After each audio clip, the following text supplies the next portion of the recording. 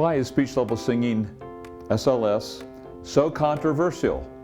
Part 2. Inside this video, I'll highlight 4 more reasons why speech level singing is controversial and discuss the SLS organization as it exists today.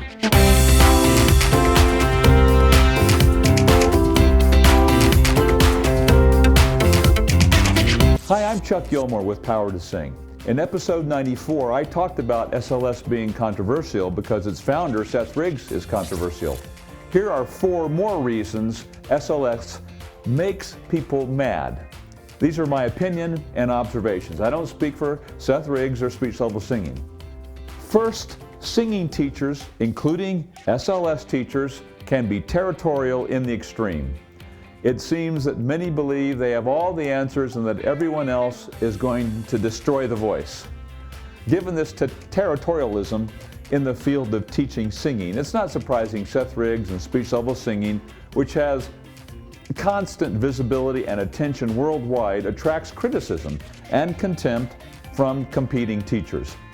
While meeting with Seth, one world-renowned vocal scientist said speech level singing may be the missing link in vocal technique. He asked to remain anonymous. Imagine what kind of criticism this PhD would face from the non-SLS teachers of the world. Second, there are thousands of singers who've studied SLS to some degree or another who may represent to their students that they teach SLS, but who aren't skilled at teaching the technique. A teacher may study any vocal technique, however, it doesn't mean they're good teachers.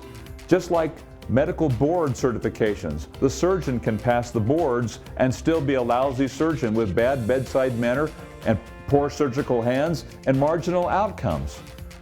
I think a reason for controversy is that in the hands of some teachers, SLS doesn't work. Maybe they were never really trained. Perhaps they took a few lessons and count that as training. Maybe they didn't keep their skills current. Maybe they're lousy teachers. I can't think of anyone less suited to being a teacher. In my experience, teachers who trained closely with Seth for an extended period of time and were certified by Seth were and continue to be good teachers. Third, SLS represents itself as applicable to all genres of music. Quote, "The wide diversity of singing styles that exist in the world today demands a singing technique, a way of using your voice that can be applied in the performance of all those styles. If a singing technique can't be applied to every style of singing, something is wrong with that technique." Unquote. That's from Singing for the Stars. Continuing, quote, "It doesn't matter whether you sing pop, rock, opera, or musical theater. You should sing with a technique that allows you to just relax and concentrate on performing, which is what it's really all about anyway, right?" That's on page 7 of Singing for the Stars. This means that no matter what genre the student sings, SLS will help the student sing it better. Regardless of the genre, if the teacher can't get the student through the first bridge, what benefit is the lesson? Speech level singing or SLS technique teaches the student this most critical skill. The student will learn to bridge and to sing into head voice with adducted chords without reaching. SLS is more about how to sing, not what to sing.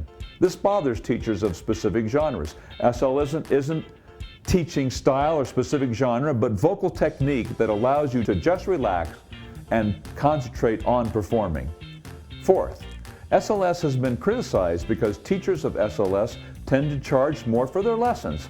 Personally, I pay for results. If I don't get results, if I do the work, then I don't continue spending the money. If I get results, then I have no problem investing in my voice.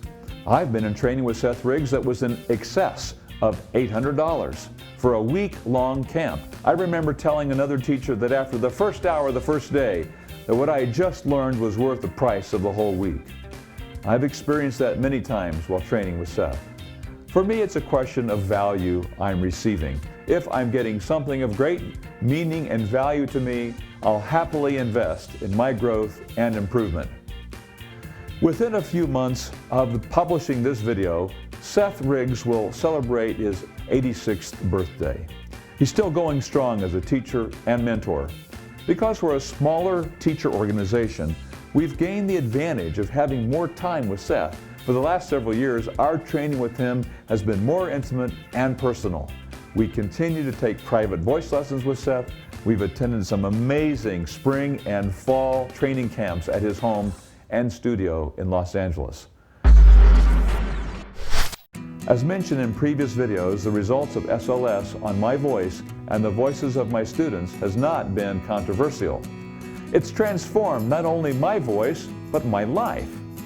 My students are experiencing that same thing. I credit Seth Riggs, his teachers, and the speech level singing technique.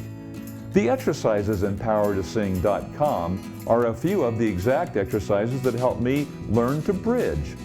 They're most effective when you know your vocal type. My particular vocal type is pulled chest high larynx. So those are the exercises that help me the most. Do you know your vocal type? Go to PowerToSing.com and take the vocal test, which I call the Power Test.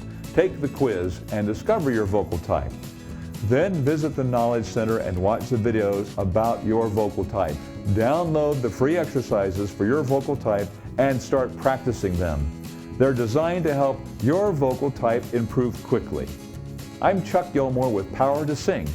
You can sing higher with beauty, confidence, and power. I'll see you inside the next video.